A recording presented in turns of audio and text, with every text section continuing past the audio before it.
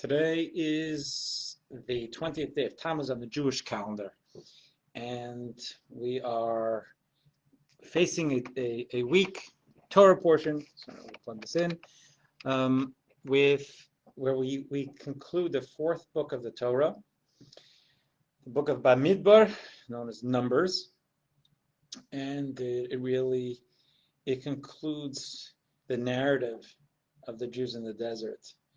And I guess I'll explain that more or delve into it more as the week goes on. But it's actually a double Torah portion, combining the last two Torah portions of the fourth book of the Torah, the book of Bamidbar, the other Torah portions of Matos and Maseh. So this double portion begins with the laws of vows. If I commit myself to something, to you, to an action, verbally, it's not in writing, it's not a contract, there are no witnesses, it's not notarized. So in our world, legally, it's just words. It doesn't have the anchor we would call of a commitment, and therefore it's not enforceable. In Torah thinking, there's what you can enforce in a human court, but then there's what God holds us responsible for. There's what we know to be true. There's our conscience, where we know what we've committed to, and it's about me holding myself responsible, not about whether or not someone could sue me. And the Torah holds us responsible for what we say, because what we say is powerful. Words are a gift. The ability to speak is a gift. The ability to communicate is a gift. When in the beginning of Scripture, in the beginning of the Torah, when the Torah describes creating humanity, the Adam, A-D-A-M, and says that Adam, when God blew his soul into Adam's nostrils, and Adam was a nefesh chaya, a living soul. And the ancient Aramaic translation, respected throughout all of Jewish scholarships for millennia, that translation of Onkelos, translates it in Aramaic as ruach memala, a speaking spirit, which is kind of odd. It's a living spirit. If you take an Israeli, someone who knows Hebrew, look at it, it says nefesh chaya, a living spirit, chaya, life.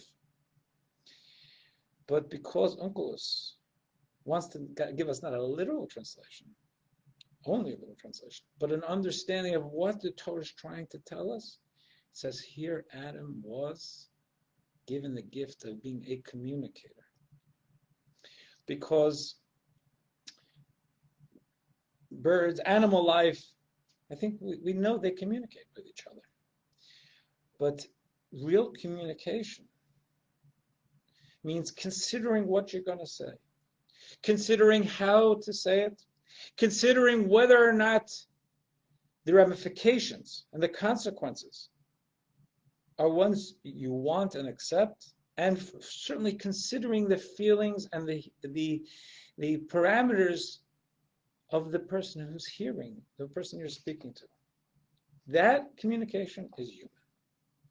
The consciousness, the self-awareness, the insight of communication is a human gift.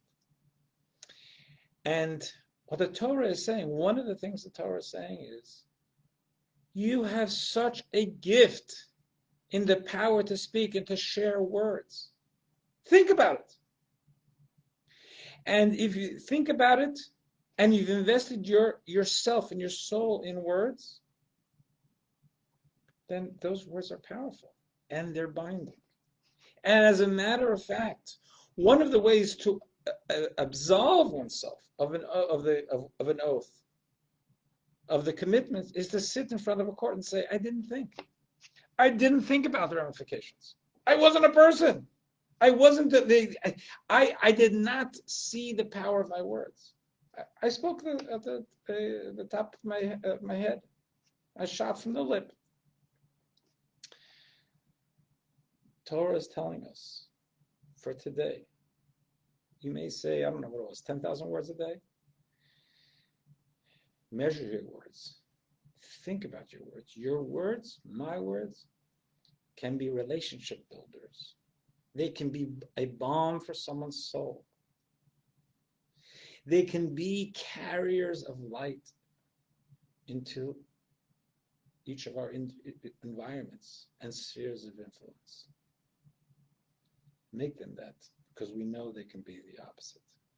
Choose your words, because when they say sticks and stones may break my bones and words will never harm me, that we as kids would say, that was never true. It was just a deflection. Words can harm, but words can help. Words can heal. Words can build.